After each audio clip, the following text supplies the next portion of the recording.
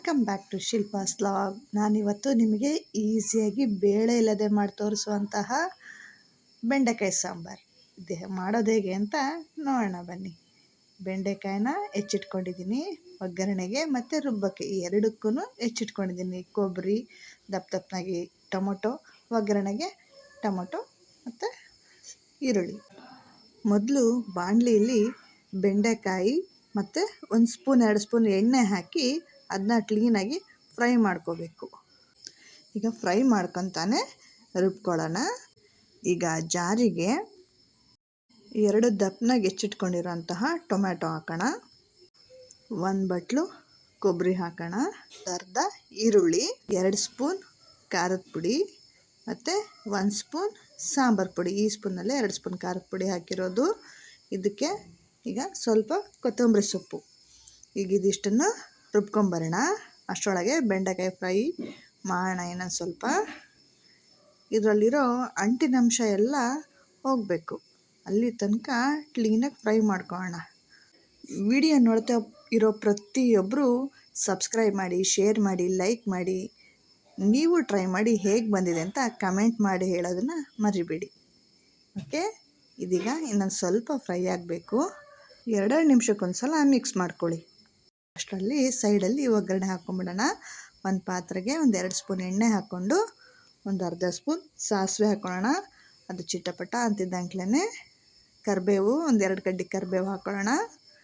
ಅದಾದಮೇಲೆ ಜಜ್ಜಿಟ್ಕೊಂಡಿದ್ವಿ 1 ಗಡ್ಡೆ ಬೆಳ್ಳುಳ್ಳಿನ, ಅದನ್ನು ಹಾಕ್ಕೊಳ್ಳೋಣ. ಅದೊಂದು ಸ್ವಲ್ಪ ಫ್ರೈ ಆಗಲಿ, ಸಾಂಬಾರು ಟೇಸ್ಟು ತುಂಬಾ ಚೆನ್ನಾಗಿರುತ್ತೆ. ಅದಾದಮೇಲೆ ಹೆಚ್ಚಿಟ್ಕೊಂಡಿದ್ನಲ್ಲ 1 ಬೌಲ್ ಈರುಳ್ಳಿ, 2 ಈರುಳ್ಳಿನೇ ಹೆಚ್ಚಿಟ್ಕೊಂಡಿದ್ದೆ, ಅದನ್ನು ಹಾಕೋಣ.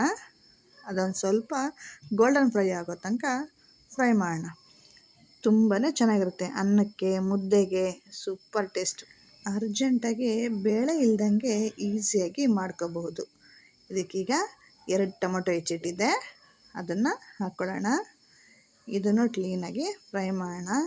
ಇದು ಮೆತ್ತಗಾಗಬೇಕು ಸ್ವಲ್ಪ, ಅಲ್ಲಿ ತನಕ ಫ್ರೈ ಮಾಡ್ಕೊಳ್ಳೋಣ. ಇದಕ್ಕೀಗ ಒಂದು ಸ್ವಲ್ಪ ಮೆತ್ತಗಾಗೋಕ್ಕೋಸ್ಕರ ಉಪ್ಪು ಹಾಕೋಣ. ಹಾಕಿ ಚೂರು ಚಿಟಿಕೆ ಅರಿಶಿನ ಹಾಕಿ ಫ್ರೈ ಮಾಡೋಣ. ಇದೊಂದು ಸ್ವಲ್ಪ ಫ್ರೈ ಆಗಲಿ. ಆಗಿದೆ ಈಗ ಇದು. ಈಗ ಅಷ್ಟರೊಳಗೆ ರುಬ್ಕೊಂಬಂದಿದ್ದೀನಿ ನೋಡಿ. ಇದೀಗ ರುಬ್ಬಿದ್ದಾಗಿದೆ. ಇದನ್ನೀಗ ನೋಡಿ, ಬೆಂಡೆಕಾಯಿ ಕೂಡ ಫ್ರೈ ಆಗಿದೆ. ಇಷ್ಟು ಫ್ರೈ ಆದರೆ ಸಾಕು. ಇದನ್ನೀಗ ಒಗ್ಗರಣೆ ಹಾಕಿರೋ ಪಾತ್ರೆಗೆ ಹಾಕೋಣ. ಇದನ್ನು ಸ್ವಲ್ಪ ನೀರು ಮಿಕ್ಸ್ ಮಾಡಿ ಹಾಕಿ ಹಸಿ ಸ್ಮೆಲ್ ಹೋಗೋ ತನಕ ಕುದಿಯಕ್ಕೆ ಬಿಡಬೇಕು. ಅದನ್ನ ಕ್ಲೀನಾಗಿ, ಅದು ಹಸಿ ಟೊಮೊಟೊ, 1-2 ಈರುಳ್ಳಿ ಎಲ್ಲ ಹಾಕಿ ರುಬ್ಬಿರ್ತೀವಲ್ವ, ಅದಕ್ಕೆ ಇದೀಗ ಪ್ಲೇಟ್ ಮುಚ್ಚಿ, ಈಗ ನೋಡಿ ಚೆನ್ನಾಗಿ ಕುದೀತಾ ಇದೆ. ಈಗ ಜಾರ್ ತೊಳೆದಿದ್ದು ನೀರು ಹಾಕ್ಕೊಂಡು ಇದಕ್ಕೆ ನಮಗೆ ಎಷ್ಟು ಬೇಕೋ ಅಷ್ಟು ಸಾಂಬಾರನ್ನ ಮಾಡ್ಕೊಳ್ಳಿ. ಸಾಂಬಾರು ನಮಗೆ ಎಷ್ಟು ಬೇಕೋ ಅದ್ರ ಪ್ರಮಾಣವಾಗಿ ನೀರು ಹಾಕ್ಕೊಳ್ಳಿ, ಸಾಕಾಗತ್ತೆ. ನನಗಿಷ್ಟು ಸಾಕು, ನಿಮಗೆ ಎಷ್ಟು ಬೇಕೋ ಅಷ್ಟು ಸಾಂಬಾರು ಮಾಡ್ಕೊಳ್ಳಿ. 1 ಸ್ಪೂನ್ ರುಚಿಗೆ ತಕ್ಕಷ್ಟು ಉಪ್ಪು ಹಾಕಿ.